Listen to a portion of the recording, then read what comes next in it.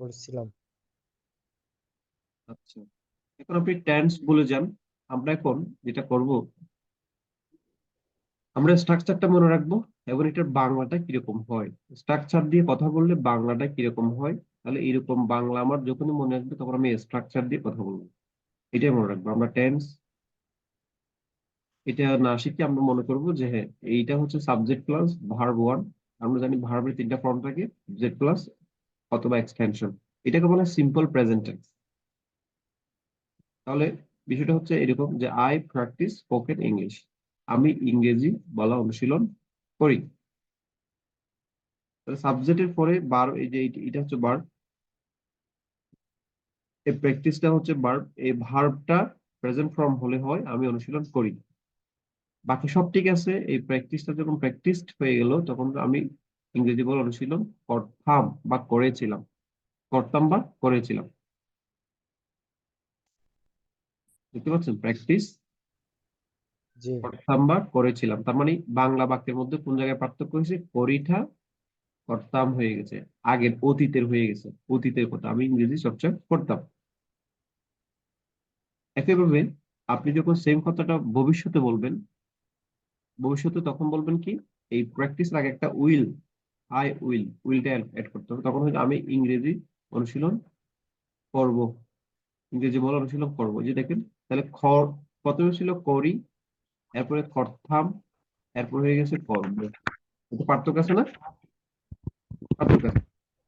তাহলে সাবজেক্টের পরে সরাসরি সাবজেক্ট প্লাস ভার্ব হলে আমি অনুশীলন করি, আই লার্ন মাই লেসন, আমি আমার পড়া শিখি। তারপরে আই হেল্প দা পুয়ার, আমি গরিবদের সাহায্য করি। এই ধরনের ব্যাপারই তো হবে। আর ঠিক ভার্বটা যখন ফার্স্ট ফর্ম করে দিব, এটাকে বলা হয় সিম্পল ফার্স্ট টেন্স। তখন হবে আমি অনুশীলন করতাম বা করেছিলাম, আমি আমার পড়া শিখলাম বা শিখতাম, শিখেছিলাম, এরকম হতে পারে। আমি গরিবদের সাহায্য করলাম বা করেছিলাম, এরকম হতে পারে। ঠিক আছে? তাহলে ভার্বটা টু করে দিলে আমাদের অর্থটা পরিবর্তন হয়ে যায়। একইভাবে আমরা সেম কথাটাকে ভবিষ্যতে বললে একটা উইল চলে আসবে, বারবার আগে একটা, এই যে রাইটস বারবার আগে একটা উইল চলে আসবে, তখন হয়ে যাবে উঠবে। ঠিক আছে, ব যুগ হয়ে যাবে, আমি শিখবো, ঠিক আছে, আমি অনুশীলন করবো, সূর্য পূর্ব দিক উঠবে, বিড়াল ইঁদুর মেরে ফেলবে, বিট্টু বিলকুট স্কুল বিটি স্কুলে যাবে, এই ধরনের ব যুক্ত হয়ে যাবে। ঠিক আছে, এই তিনটা স্ট্রাকচার আমরা কি মনে রাখতে পারবো?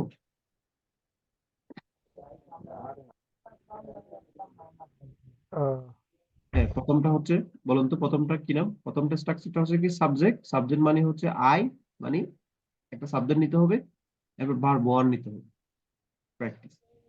ঠিক আছে, জি।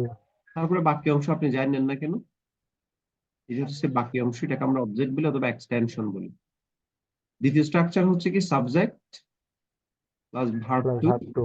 Plus object. তার মানে সেম কথাটাকে যখন আপনি অতীতে অতীতে করে বলবেন, এটা হচ্ছে বর্তমানে বলা, আমি ইংরেজি বলা অনুশীলন করি। সেম কথাটা যদি আপনি অতীতে, অতীত কালের কথা বলবেন, তখন আপনাকে বলতে পারে প্র্যাকটিস স্পোকেন ইংলিশ, আমি ইংরেজি অনুশীলন করতাম আগে বা করেছিলাম। আর যদি ভবিষ্যতে বললে আমি অনুশীলন করব, তাহলে আমাদের এইভাবে যেতে হবে।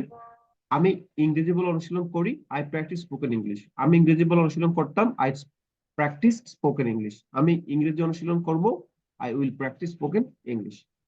এইভাবে শিখতে হবে। আচ্ছা present, sir, past, future, shall present, past, future.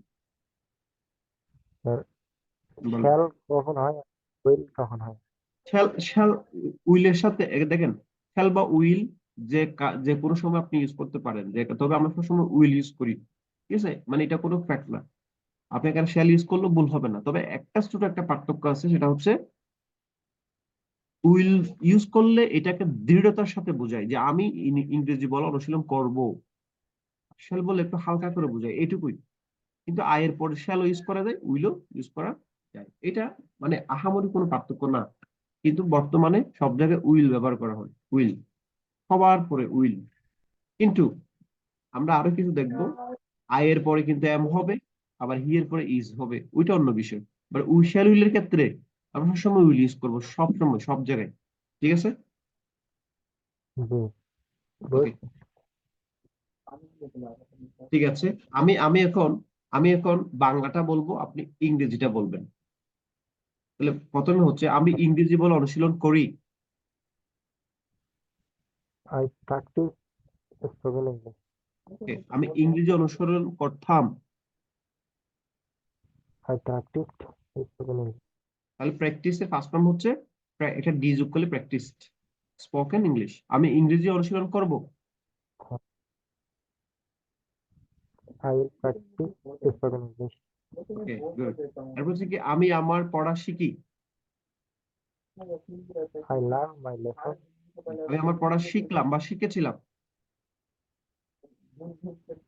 I learn my my lesson. lesson. লার্নের সাথে একটা কি যোগ হলে সেটা ফার্স্ট টেন্স বা ফার্স্ট ফর্ম হয়ে যায়, অতীতের কথা, অতীতের ফর্ম হয়ে যায়, ভার্বের ফার্স্ট ফর্ম বলা এটাকে। তারপর আমি আমার পড়া শিখবো, আবার প্রেজেন্ট ফর্ম হয়ে গেছে, কি হবে? I will learn my lesson. Good. আমি গরিবদের সাহায্য করি। I help the poor. I help the poor, I help the poor. Poor. তারপর হচ্ছে কি আমি গরিবদের সাহায্য করলাম বা করেছিলাম, কি হবে? I help the poor. তাহলে হেল্পের ফার্স্ট ফর্ম কি? হেল্পড। হেল্পের first form And help. Okay. আবার আমি গরিবদের সাহায্য করব, তখন কি হবে? I will help the poor. I will And help the poor. The poor মানে গরিবদের। ওকে। তারপর হচ্ছে কি সূর্য পূর্ব দিকে উঠে, কি হবে? The sun the rises. Rises in the east. এখন একটা জিনিস খেয়াল করে দেখেন, দি সান যখন সাবজেক্ট, এতক্ষণ পর্যন্ত সাবজেক্ট ছিল আই, তাই না? আই সাবজেক্ট ছিল। এখন যখন দি সান যখন সাবজেক্ট হয়েছে, অর্থাৎ সূর্য যখন সাবজেক্ট হয়েছে, তখন এই ভার্বটার সাথে, এই যে দেখেন, এটা রাইস ভার্বটার সাথে এখানে কিন্তু এস নাই, রাইজ, কিন্তু এখানে রাইজেস, আরেকটা এস আছে এক্সট্রা। তো সাবজেক্ট যখনই আমি ছাড়া, তুমি ছাড়া বাকি যেগুলো হবে, এগুলোকে বলা হয় থার্ড পার্সন। আমি মানে আই ছাড়া, উই ছাড়া, ইউ ছাড়া বাকি যেগুলো সেগুলো থার্ড পার্সন। এটা সূর্যের নাম হতে পারে, সেটা যে কোনো কিছু নাম হতে পারে। এখানে সান মানে সূর্যকে বোঝাচ্ছে। এগুলোকে বলা থার্ড পার্সন সিঙ্গুলার, এবং এদের পরে ভার্বটা এস বেস যুগ হবে শুধুমাত্র প্রেজেন্ট সিম্পলে। প্রেজেন্ট সিম্পলে। যেমন এই আয়ের জায়গায় যদি হি হয়ে যেত, এই আয়ের জায়গায় হি হলে হি হেল্পস, এখানে একটা এস যোগ করতে হতো, কারণ হিটা হবে third person singular number. Third person আমরা পার্সন নিয়ে একটা ক্লাস করব। তবে এতটুকু মনে রাখি যে হি, সি, করিম, রাজু, মিতু, এই যে মিতু দেখেন, দা ক্যাট একজনকে বোঝাচ্ছে থার্ড পার্সন, কিলস। মিতু একজনকে বোঝাচ্ছে, এই জন্য গোস, গো না হয়ে ইএস যোগ হলো, গোস। লাস্টে যদি ভার্বের লাস্টে ও থাকে তখন ইএস যোগ হয়, আর যদি ও না থাকে, আমি কনসোনেন্ট থাকে, তাহলে শুধু এস যোগ হয়, এভাবে। তাহলে বলেন, সূর্য পূর্ব দিকে ওঠে, the sun rises in the east. এখন সূর্য পূর্ব দিকে উঠলো বা উঠেছিল, কি হবে? রাইজের ফার্স্ট ফর্ম হচ্ছে রুজ। বলুন তো আবার, the sun The sun rose rose in the east. In the east. তাহলে রাইজের ফার্স্ট ফর্ম রোজ। ওকে। সূর্য পূর্ব দিকে উঠবে, তখন কি হবে? The sun will rise in the east. এই যে উইল রাইজ, এটাই হচ্ছে ভার্ব। একটা উইল চলে আসলো, তার মানে দ্য সান এর পরে উইল ইউজ করা যাবে, আই এর পরে উইল ইউজ করা যাবে, যে কারো পরে উইল ইউজ করা যায়, গ্রামাটিক্যালি কোনো মিস্টেকস নাই। ওকে। সূর্য পূর্ব দিকে উঠবে। তাহলে তিনটে স্ট্রাকচারের বাংলাগুলো আমাকে খেয়াল করতে হবে। এইরকম যদি কোনো বাংলা ইংরেজি বলার সময় আমার মুখ দিয়ে আসে, তখন আমাকে স্ট্রাকচারে বলতে হবে। যেমন আমি ঢাকা যাব, কি হবে? আমি ঢাকা যাব। কোনটা হবে structure? I will go to Dhaka. Dhaka, হ্যাঁ। আমি ঢাকা যাব, অর্থাৎ ব থাকলেই, আমি ঢাকা গিয়েছিলাম, তখন হুম, কোনটা হবে? 2 নম্বরটা হবে, তাই না? আহ, তখন কি হ্যাঁ, বলতে হবে? I went to I went to Dhaka. Good first Dhaka. Form went. আমি যদি ঢাকা যাই, তাহলে কি হবে? আই গো টু, আমি ঢাকা. ঢাকা. এরকম, ঠিক আছে? তাহলে the cat kills the mouse, বিড়াল ইঁদুর মেরে ফেলে। একইভাবে the cat killed the mouse, তারপরে কিলে ফার্স্ট ফর্ম কিলড, বিড়াল ইঁদুর মেরে ফেললো বা ফেলেছিল, একই কথা। The cat will kill mouse, বিড়াল ইঁদুর মেরে ফেলবে, একই কথা। ওকে, এরপরটা দেখুন তো, মিতু স্কুলে যায়, কি হবে বলুন তো ইংরেজি? মিতু স্কুলে যায়, কি হবে? মিঠু গোস্ট. মিতু গোস Mithu two ghost. School. Mubin, যদি আপনার নাম হয় মুবিন গোষ্ঠী মুবিন স্কুলে যায়, তখন কি হবে? Moving goes to school. মুবিনের পরে ভার্বের সাথে আসবে যুগ বলতে হবে। কেন বলুন তো? মুবিনটা কে বলুন তো? Third person.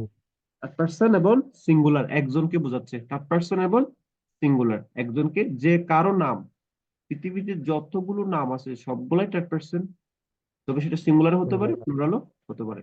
আমি যদি এখানে মিতু এন্ড মুবিন যদি দিই একসাথে, তখন কি আর সিঙ্গুলার একজনকে বোঝাবে? No. মিতু এন্ড দুইজন। মুবিন, মুমিন, তখন কি একজনকে বোঝাচ্ছে আর? না। তাহলে তখন কি করতে হবে? এই ইয়েসটা তুলে দিতে হবে, এটা তুলে দিতে হবে। Mitu When and Mubin go to school বলতে হবে তখন। ব্যাপারটা বুঝছেন? জি বুঝছি। এটা থাক। তারপরে মিতু স্কুলে গিয়েছিল, তখন কি হবে? Going to school. It went to school. এখানে মিতু স্কুলে যাবে, তখন কি হবে? Mitu Moto will go to. School, Mitu will go to school. ঠিক আছে, তাহলে এখানে আমরা ইয়েসটা রাখি, এখানে আমরা মুবিনকে তুলে দিই। সাবজেক্ট সিঙ্গুলার করে ফেললাম, মানে একজন করে ফেললাম। ওকে। কামাল, তারপর হচ্ছে কি, কামাল সত্য কথা বলে, কি হবে? Kamal speak the truth. Speak Kamal speak the the truth. Truth. Speaks, Kamal third person singular number, এই জন্য ভার্বের সাথে এস বাই এস যোগ হয়েছে, speaks the So truth. Kamal সত্য বলেছিল। Kamal spoke the truth. তাহলে স্পিকের পাস্ট ফর্ম হচ্ছে স্পোক। Then আর কামাল সত্য কথা বলবে, কি হবে?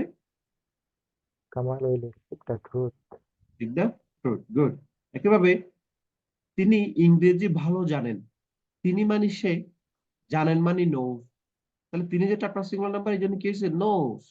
হি নো, এখানে ক্যাট উচ্চারিত হয় না, কেমন? এখানে উচ্চারিত হয় এন Yeah. থেকে। নো তো জানা, মানে আমি আপনাকে চিনি, জানি, এটার অর্থ হচ্ছে নোস। ঠিক আছে, no, no, I know you, আমি আপনাকে জানি বা চিনি। তাহলে বলেন তো, তিনি ইংরেজি ভালো জানেন, কি হবে? He knows English well. Well, আমি ইংরেজি ভালো জানি, কি হবে? I know English. English well. I হলে নো, আর হি হলে নোস, সি হলে নোস, Mm. কামাল হলে নোস, যে কোনো একজন মানুষের নাম হলে নোস। ওকে। এবার নো এর ফার্স্ট ফর্ম হচ্ছে, আচ্ছা একটু দেখুন তো। নিউ নিউ, নন নিউ, নিউ। নো এর ফার্স্ট ফর্ম নিউ, তখন কি হবে? তিনি ইংরেজি ভালো নন জানতেন, তাহলে কি হবে? He knew English well. জানতেন, জানতেন মানে এটা কখনকার কথা? আগের কথা না? অতীতের কথাটা আমরা বারবটাকে তেন যোগ করতে পারি, পরে ছিলাম যুক্ত করতে পারি। ইংরেজি জান, এরকম ওইরকম ছিলাম কথাটাও, এই যে বলেছিল, এটা যোগ করা যায়, ছিল, ছিলাম, এগুলো যোগ করা যায়, অথবা তেন এগুলো যোগ করা যায়। এগুলো হচ্ছে অতীতকে নির্দেশ করে, তখন বারবটা অবশ্যই ফার্স্ট ফর্মের বলতেই হবে। তিনি ভালো ইংরেজি জানবেন বা জানবে, কি হবে? He will know English well. Will know English. এখন ভার্বের সাথে কি যোগ হয়েছে? মূল ভার্বটা হচ্ছে জানা, জানার সাথে ব যোগ হচ্ছে, জানার সাথে তেন যোগ করছে, জানার সাথে ছিল যোগ হচ্ছে, এরকম। একইভাবে জি তারা ফুটবল খেলে, কি হবে? দে প্লে ফুটবল সে ফুটবল খেলে, he plays football he plays football, S যোগ করতে হবে। তারপর তারা ফুটবল খেলেছিল, they played football played football. তার মানে প্লে এর ফার্স্ট ফর্ম হচ্ছে প্লেড, ঠিক আছে। তারপর হচ্ছে কি, তারা ফুটবল খেলবে, they will play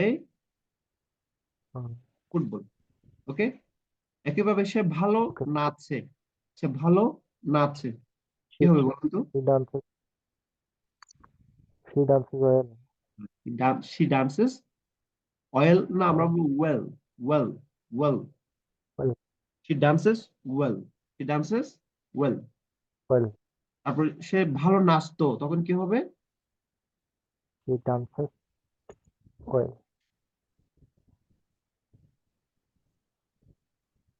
she danced well danced well.